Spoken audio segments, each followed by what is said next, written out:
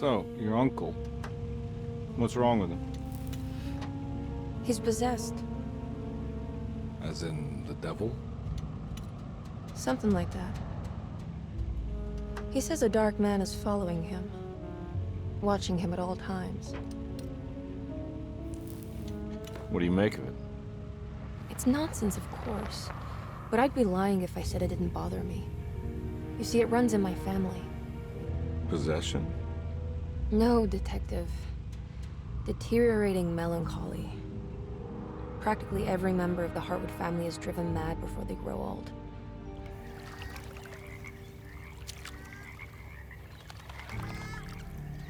But Jeremy didn't kill himself. Is that why he's at your setup?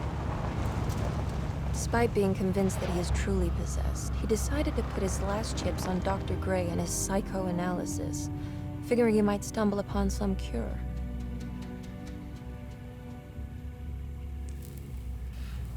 You mentioned the letter. I received a disturbing letter from Jeremy accusing the staff and all the other patients of being involved in some cult. And now they are also out to get him. Could it be real? Or is it all just in his head? It's a story he tells himself, Mr. Carnby. Anything to avoid the truth. Which is? That we're all terribly insignificant. That people mean so very little to one another. That there is no one out to get Jeremy Hartwood because he isn't worth getting. Here we are.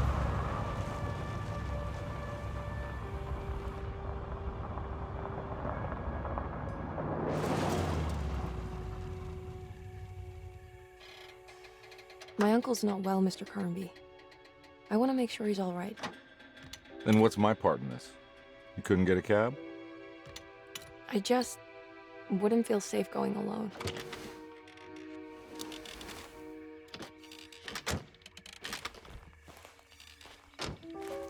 Did you bring a gun? Yeah. You think it'll actually come to that? No. But you might need to wave it around depending on how agreeable the staff will be. What exactly are we gonna do when we find Jeremy?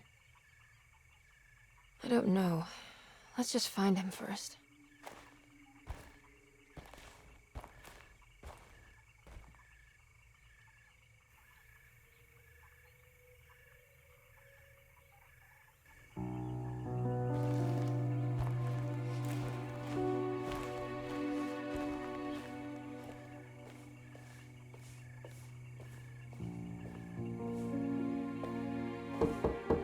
Hello? Hello? Looks abandoned. It can't be. There has to be someone around. Wait here. I'll go around back.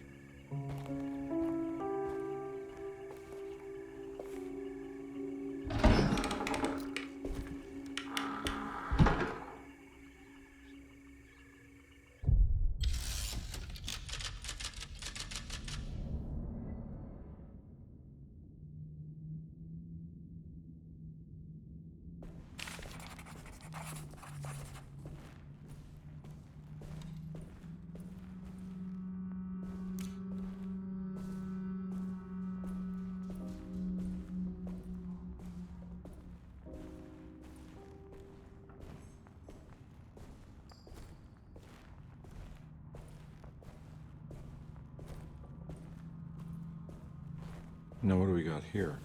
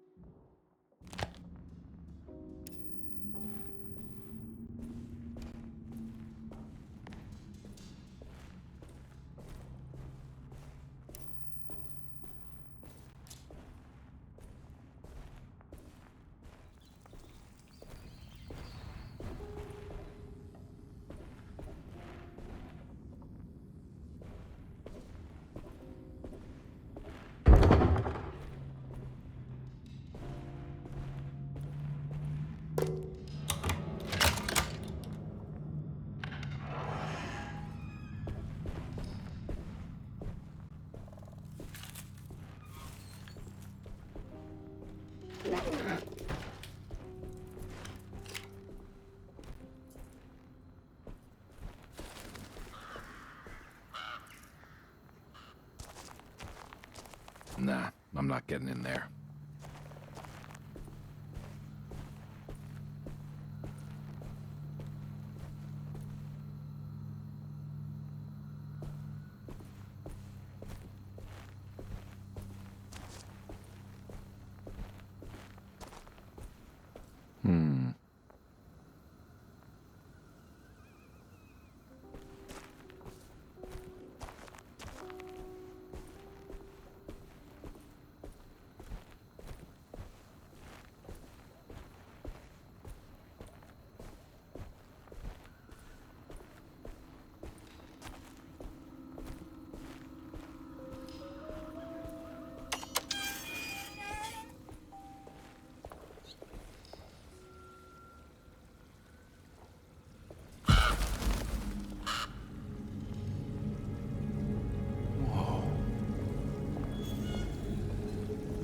That's one big tree to fit inside a conservatory.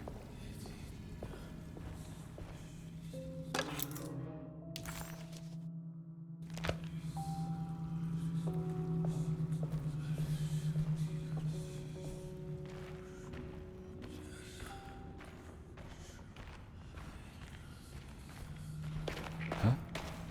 What?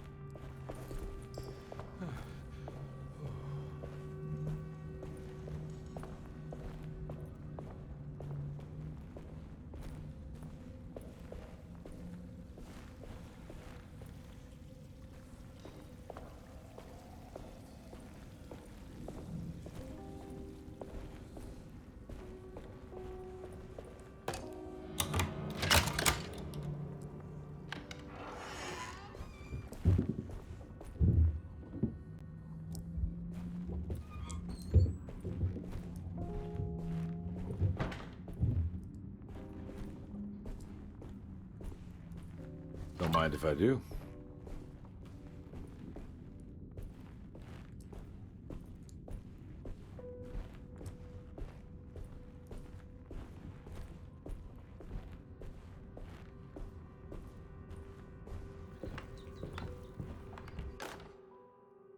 Every day your silence weighs a little heavier. It's been a difficult year for everyone, and many have lost all hope. I read in the papers about people suffering. Pictures of dust-covered landscapes without a drop of water. I wish I knew if you were still tending the earth or if you had turned your back against us. I have started to look for help elsewhere. I pray you will tell me if I am going down a path that you find disagreeable. With help from Baptiste and Charlotte, I found comfort in the practice of the voodoo. I have long been skeptical of that Caribbean cult, but it's been of good use to me. It seems all harmless in my book. I say some words dreamt up by the Creoles, and I carry around a small pocket of gree-gree. Nothing of this is mentioned in the Bible, of course, but the French Quarter priestess tells me it's all connected. She says the Christian God is just one more perspective on the creator of things. That's what I like to think, but the other way around. that the spirits of her faith are just aspects of you, our Heavenly Father. I am so grateful for the words you gave Mr. Hartwood. We will sing your praises at St. John's Eve. The world will be blessed soon again. Only the sacrifices of the Old Testament compare to your demands. Let it be the truth. A mother of earth, wood, and dirt. A mother of 1,000 young. Sacred sand, $1. Black cat oil, $1.50. Devil shoestrings, a quarter. That makes $2.75, madame. What was that you were telling the doctor? A goat without horns. What does that mean? Ah, you must have misheard me, madame. I said no such thing. Please, I know I don't look like any of you, but I'm devout.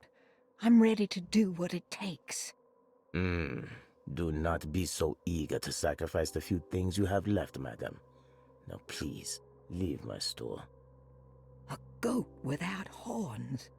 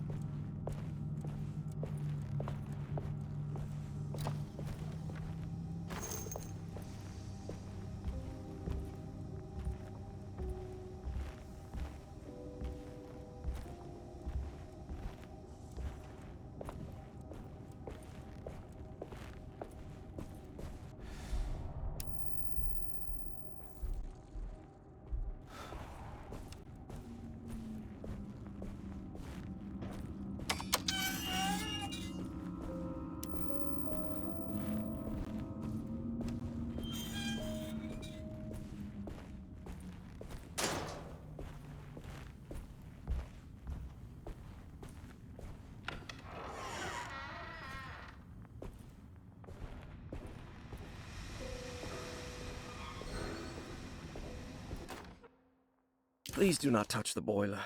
It is working after all. While the sabotage has caused a leak, only the decorative plate has been completely ruined. Let's wait for Mr. Chance to turn up and he can take a look at the leak. Mr. Waits.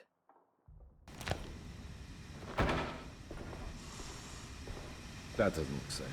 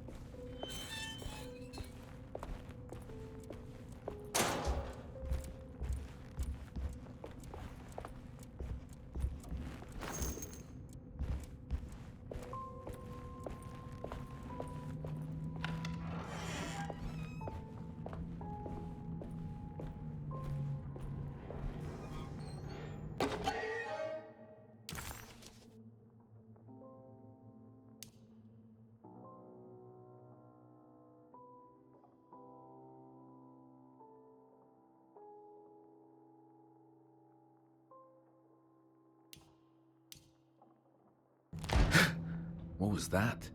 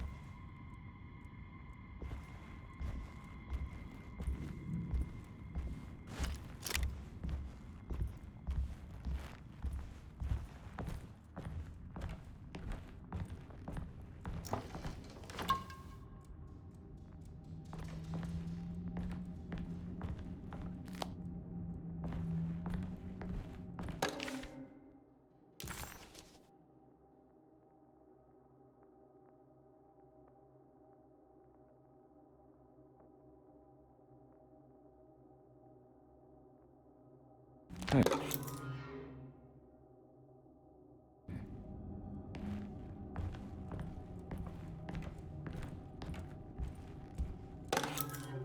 Sunday, June 22nd.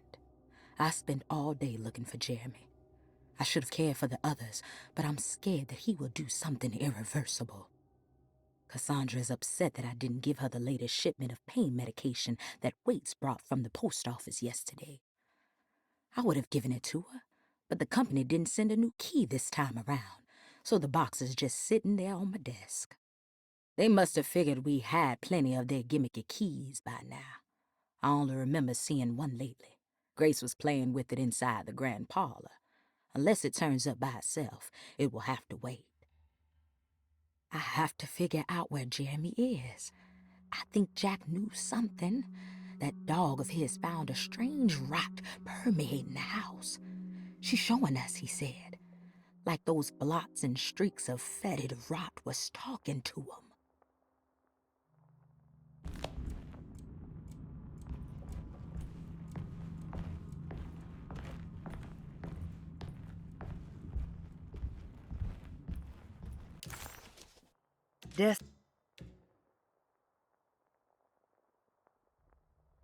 Deseto, the old plantation building, was ready to fall, but kept alive by some starry-eyed carpetbagger called Dr. Gray. Seeing how the staff couldn't even be bothered with answering the door, Detective Comby figured they would just head inside and grab Jeremy. He just needed to open the front door for Emily first, so she could talk to her uncle.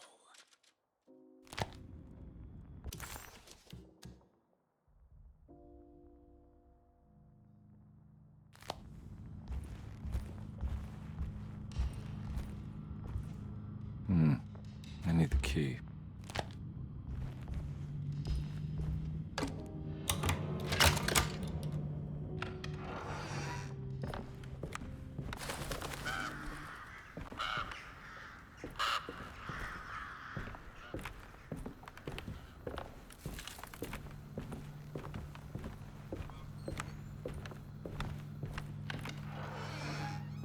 Oh.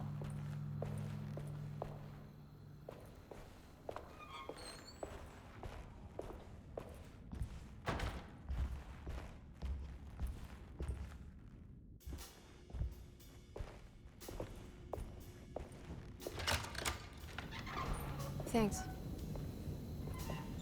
What are you doing? Who are you? Whoa, pardon me, excuse me. My name is Edward Carnby, private investigator. I hope you don't mind we let ourselves inside. I do mind. This is private property. You can't just barge in here. I'm sorry about all this, but I'm looking for my uncle. It's urgent, and no one was answering the door. We can't hear you knocking anymore. None of us can. Who is your uncle, darling? Jeremy. Am I right? She has that Heartwood gloom, doesn't she? That's right. I'm Emily Hartwood. I just came to make sure my uncle is all right. Well, he is unavailable right now. You will have to come back another day. Unavailable how? Is he sleeping? We can wait. He's lost. Don't I know you from somewhere? Who's your man again, Miss Hartwood? My name's Edward Carnby, private investigator. Splendid. Enough! All of you! Get back to your rooms! McCarthy, keep your eyes on the child. And you two, please leave immediately. Look, we're not here to cause any trouble. Just let us see the old man, satisfy the curiosity of my client here, and we'll be off. Jeremy has gone missing. There's no need to worry, but it might be some time before he turns up. The whole staff is looking for him. What? He ran off? I don't have time for any of this. Please, come back tomorrow. All right, in that case, we'll just wait in his room. You don't mind, do you? It's upstairs, right? Wait, you can't. Don't worry, we'll be discreet. In the corridor. It's the first door on your left. I'll tell Dr. Gray you're here. Excellent. Thank you, madam.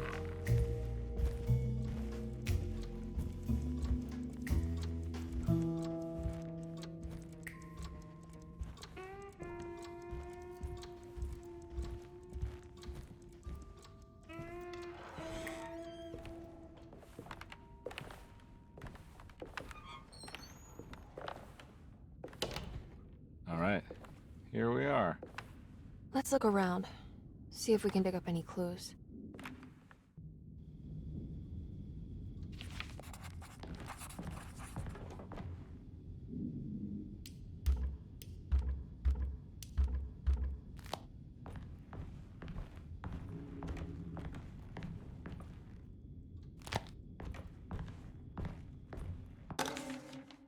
Every night the dark man stands opaque at the threshold of my room, counting the days until my spirit spills out of my tired shape. Only his pallid mask shelters my remaining sanity. Staring directly into the face of that demonic sultan would surely sunder time itself. Would he have looked the same to my father as he struggled for his life?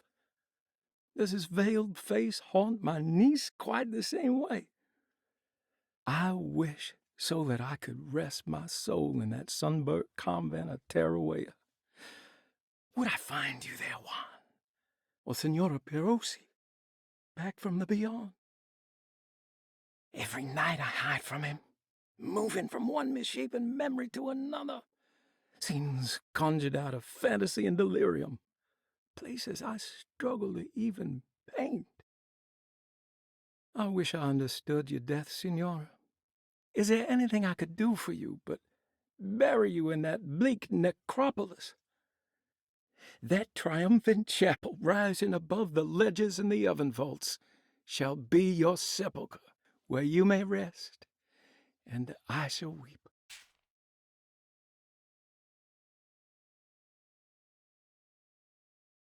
How did you first come to understand such things, Senora?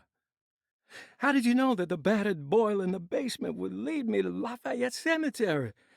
Or how the old upstairs clock, with its astronomical motifs, would take me to that hateful mound outside of Claremont Harbor? Those are my memories, my past. Is there perhaps a chance, if ever so small, for me to see Tarawea? Oh, I want that more than anything. Please, let my talisman take me there. Let me sit with Juan under his Bodhi tree. Despite having sold me that talisman, Miss Jackson, the voodoo priestess, revealed none of her secrets to me. That's why I had to travel to Tonka. Instead, she cruelly told Baptiste, my caretaker, that he would be betrayed and killed in the most awful way, that the one he loved would pierce his thigh with a sharp spear, and that he would be devoured by his own mother. What a terrible thing to say. The people of Deseto are becoming dangerous. They do not understand what they are doing. I must do something to stop them. I tried talking to Dr. Gray, but he confuses my worries. He's caught up in treating me. How can he expect evil to be cured with medicine and conversation? The orderlies, the housekeeper, and the patients are all deranged. They will call upon evil to enter this world. All will be lost. Everything. Unless I can find the clerk, Mr. Waite. He seems to be a clear-thinking man. Maybe Beauregard. The dark man offered me a prison, and I accepted. I signed that miscarried contract and entered the dark pact. Everyone is safe, except for me.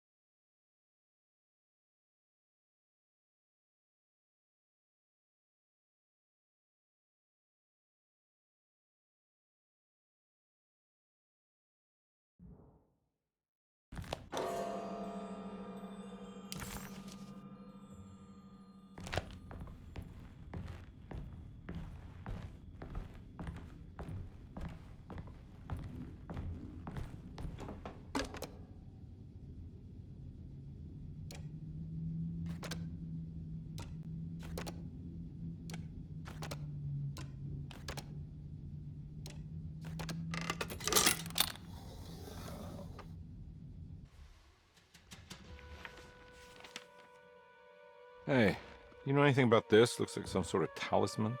No, I don't. Oh, help me out here, will you?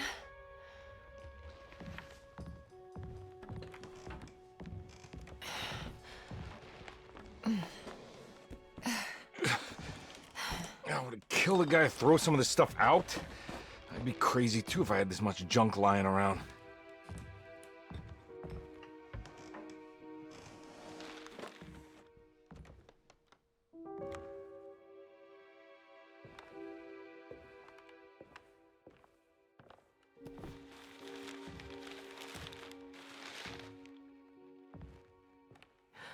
Oh, wow. That's striking. I want to save this one.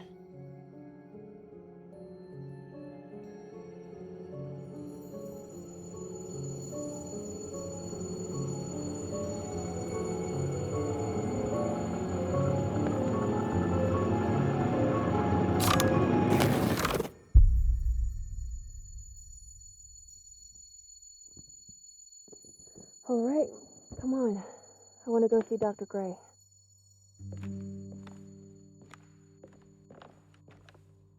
Come on, let's go. Yeah, I'm coming.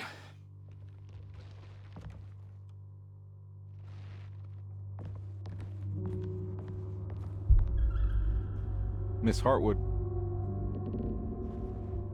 Emily?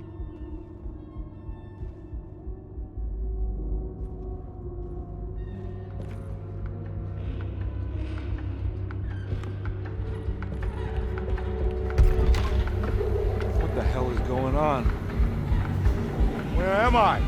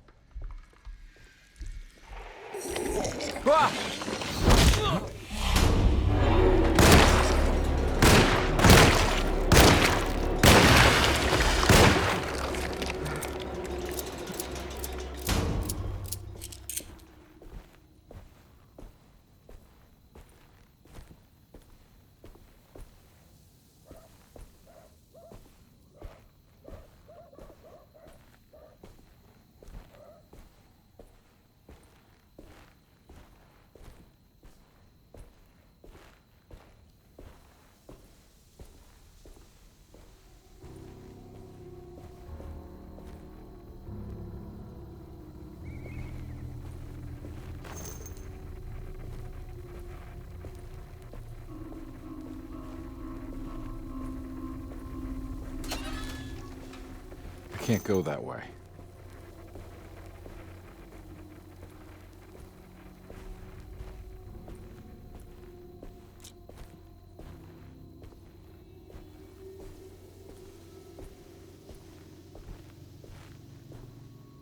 What the hell is going on?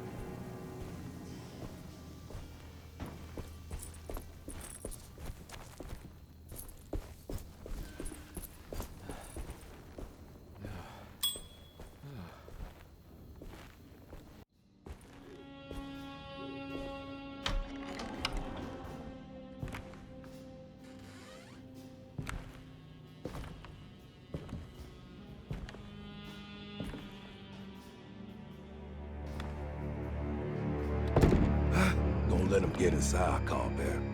They're not the good kind. Are you... Is this your store? There are no owners here. We both strangers in Jeremy's story. Jeremy did this. How? The pact with the dog man. Jeremy warned us, but we didn't think much of it. I'm Detective Edward Carnby. I was hired by Jeremy's niece to find him. Oh, yeah? How much she paying you? $150. She's sure getting her money's worth tonight. Are you a thinking man, Compare? No, not if I can help it. You know, I think Jeremy's hiding in a way we can't find him. He has this juju necklace that guides him. The talisman? That's right. It's some magic charm he got from Miss Jackson down the street. The voodoo priestess? You know surprising things, Compare. Yeah, the Mama Loa. Here, take the key. I locked the gate to save her place from all the ghouls and goblins getting inside. Maybe if you go there, you can find some clues to show you the way. Thanks. I'll have a look.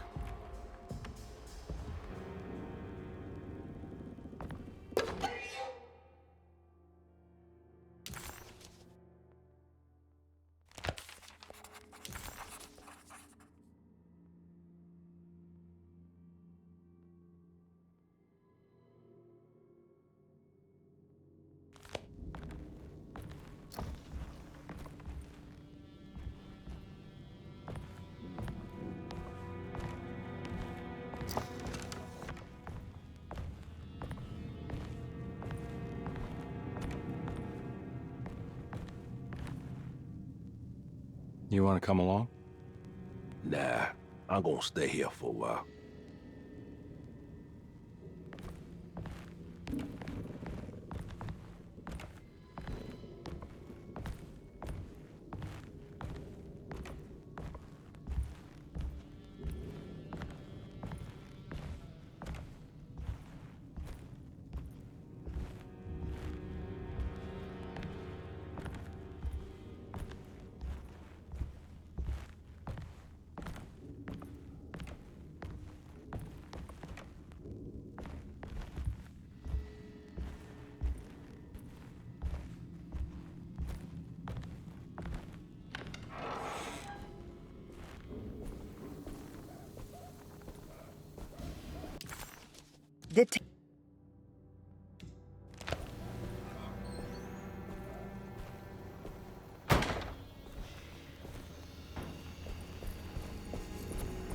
I can't go that way.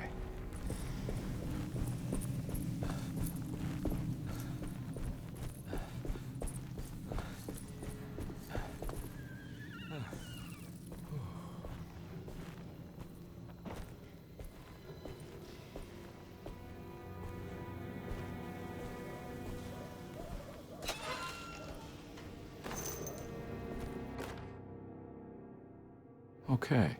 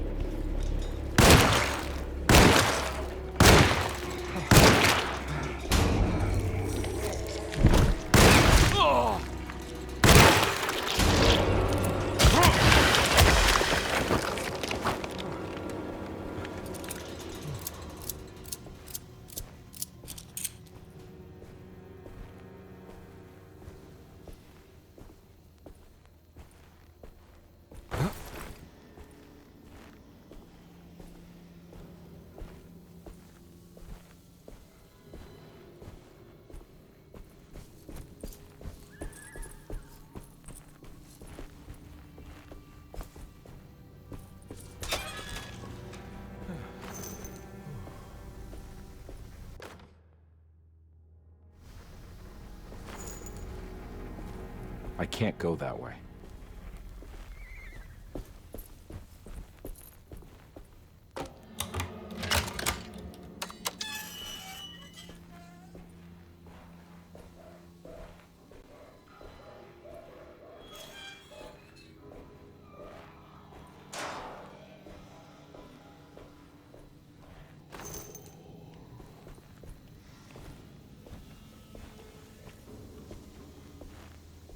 Oh.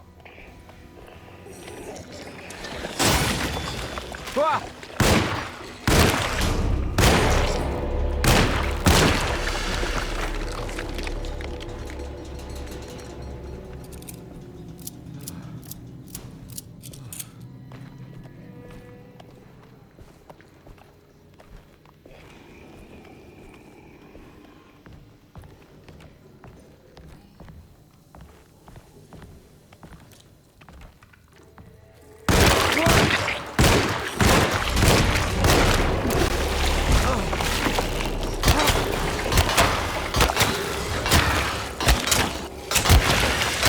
My weapon broke!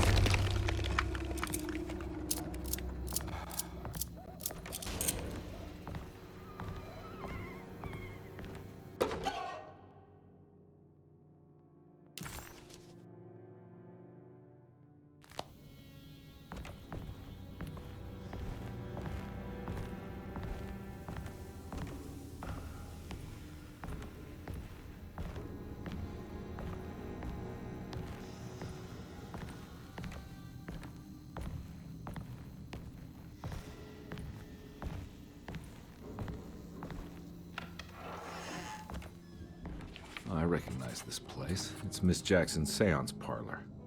Let's see if she's got any information on Jeremy's talisman.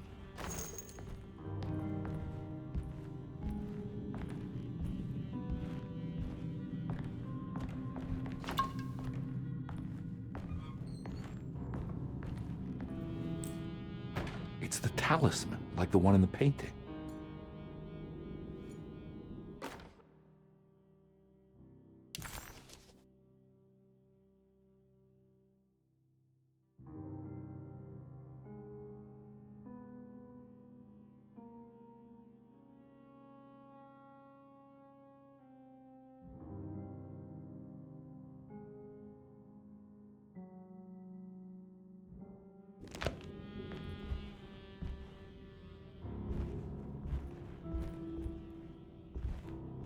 I think it's meant for the talisman.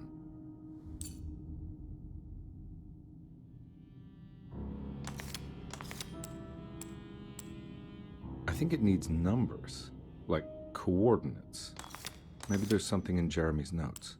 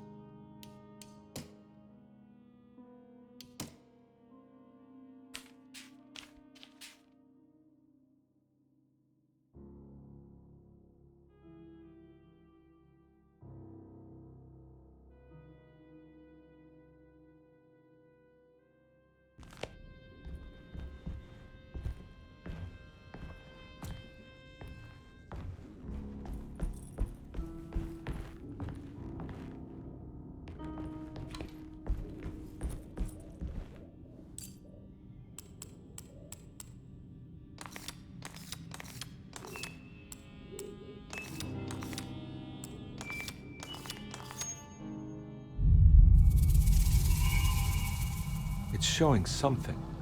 A place? Where is that?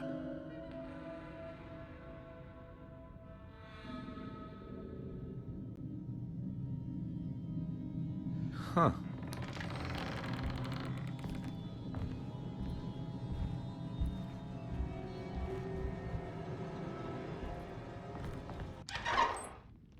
Detective, I was wondering when you were going to show up.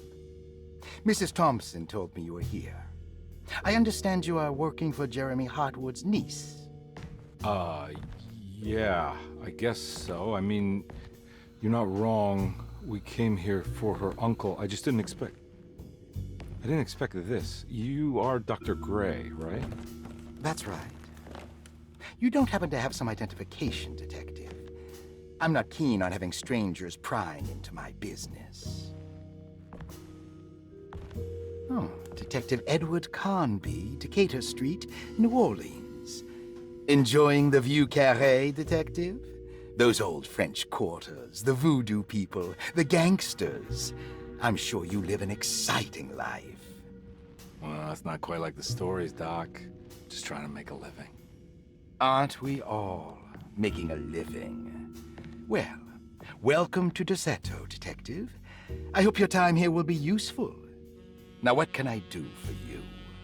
Why don't you tell me where I can find Jeremy Hartwood? Why wouldn't that make for a short visit? I wish I could tell you, but I'm afraid I don't know. A drink, Detective? Anything brandy. Oh, you do belong in the French quarters, Detective. Armagnac or cognac? You know, just give me the cheap stuff. I'm not much of a connoisseur. Having low standards is not a virtue, Detective. Let me see if I can broaden your perspective. What can you tell me about Jeremy? I wouldn't want to go into details about his condition. Doctor-patient confidentiality. I'm sure you understand. Sure, but he is crazy, and he's gone missing. Why? Here, try this. Ooh, it's good. Got a bite? It's called a sidecar. The trick is not to be afraid of the tartness of the lemon. Then, for goodness sake, don't overdo the triple sec. Okay, what can you tell me about Jeremy? Well, let me think. He is an anxious man, constantly worried about events not presenting themselves according to his model of predestination. He complains about things not being carried out in the right order, and that some things simply shouldn't be. Is any of this helpful to you? Not really. I was hoping for some direction where to look next. I'm sorry. I have nothing for you then. You should talk to my orderlies. They have been looking for him for a while now. I'm sure they would appreciate your help. Yeah, I ran into Batiste earlier. Come to think of it, he might have given me a lead. Oh, excellent. So your investigation is already underway. I'm gonna go, but I'm sure we'll meet again. Looking forward to it. Safe returns.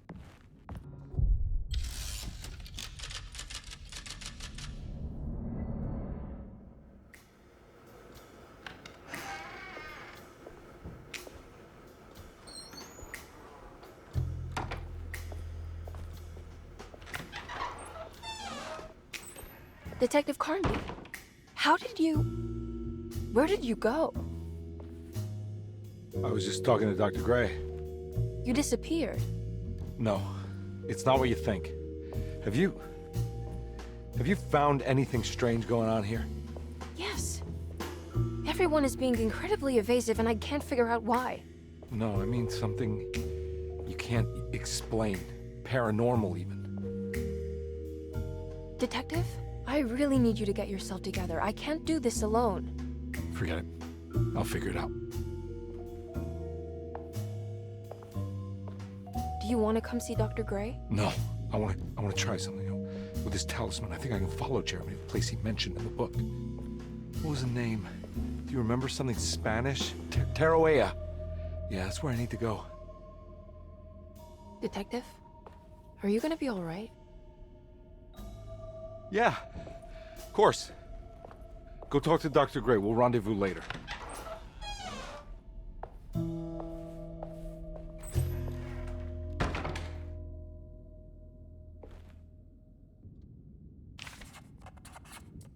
This talisman brought me back from the French Quarter in the blink of an eye.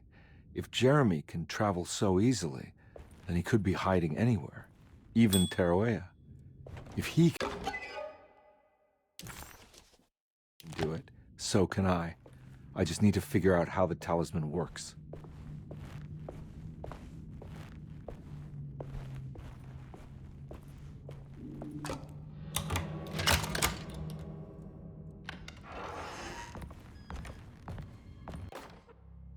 Saw your notice in the boiler room. You should know Mr. Chance won't be coming back. I got no business being in there myself, but you can take a valve from the wine cellar if you want to try to stop the steam pouring out.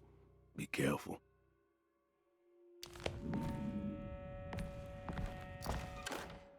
Dr. Elmore Lee Gray is DeSeto's chief doctor.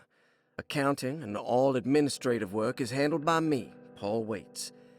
Magdalena Thompson, or Mags, is responsible for the household. Jean-Baptiste and Charlotte Tabois are responsible for keeping the guests' medical regimens in check. Finally, Jack Chance is our gardener, who can occasionally be seen in the conservatory, but is for the most part busy outside. There are currently 6 guests at DeSeto. Malcolm McCarthy and Ruth Tallant reside on the first floor. Jeremy Hartwood, Elisabetta Perosi, Grace Saunders, and of course, Cassandra Beauregard live on the second floor.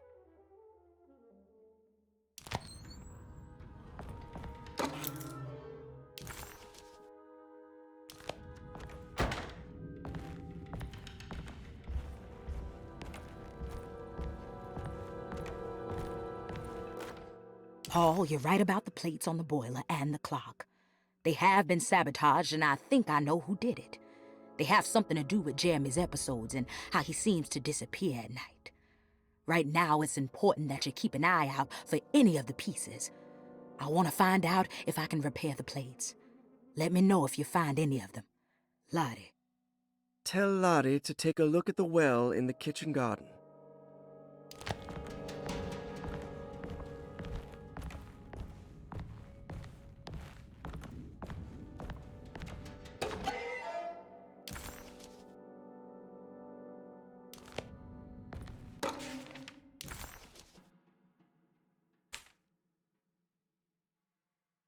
Cassandra Beauregard, the beloved author. Very exciting, isn't it? What do you want to put down for reason for admission? What her agent told us. Cassandra suffers from writer's block and needs to finish her moving picture script before the end of June.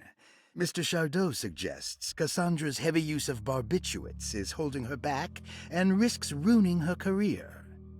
And how should we summarize her personal history? Let's keep it short.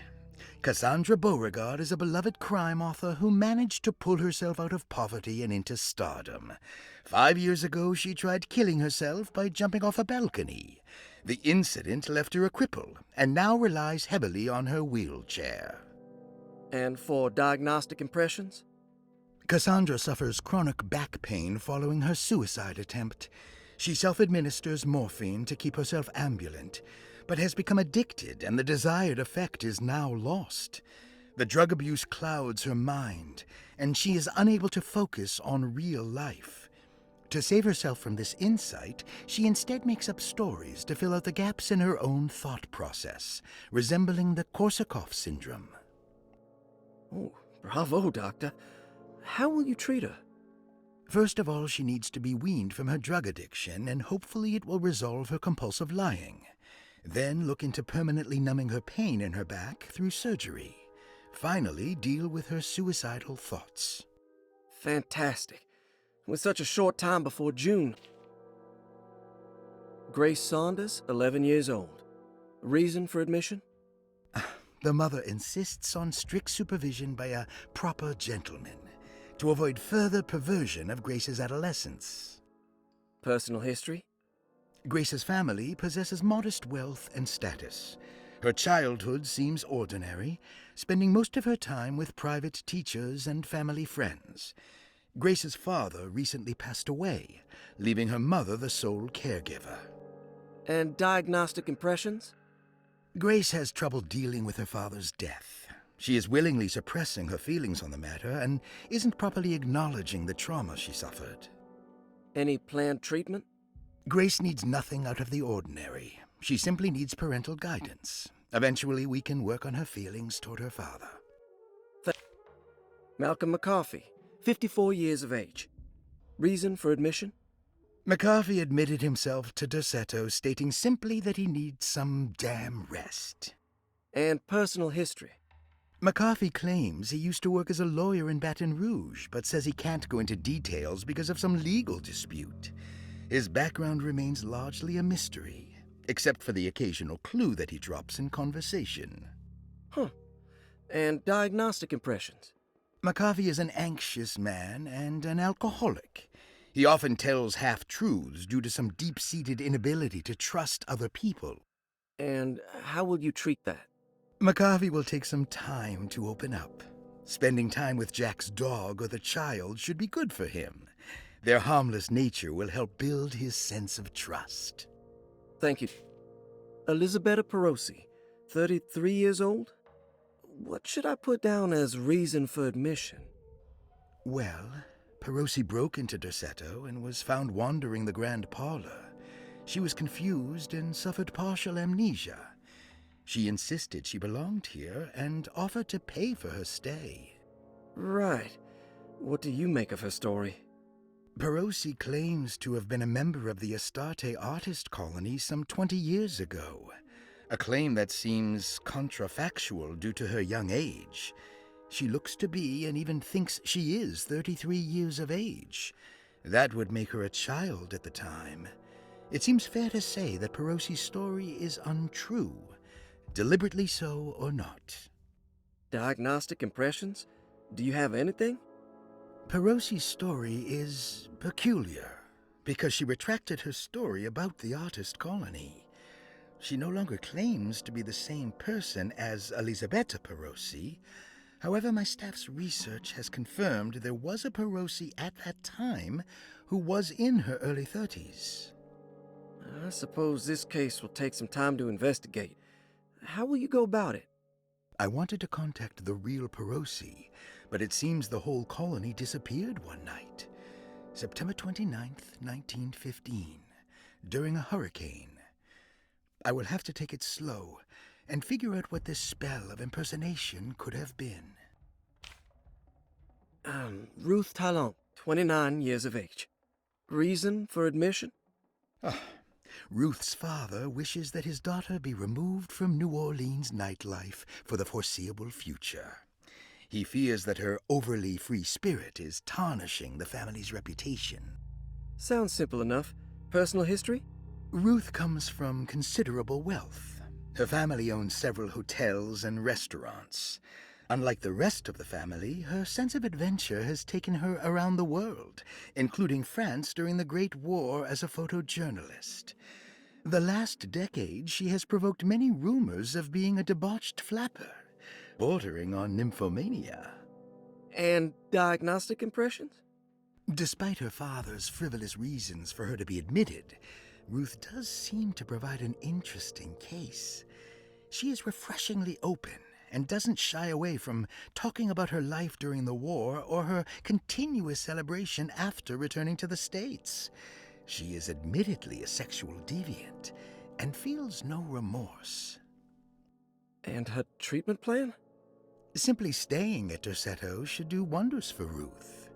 If not, at least for her family's reputation. Ruth doesn't need to change, but with therapy I might be able to share with her some sympathy towards her family. I doubt she will settle down and become as dull as the rest of them, but at least she might try to be more discreet in the future. Looks like all the patients are accounted for, except for Jeremy.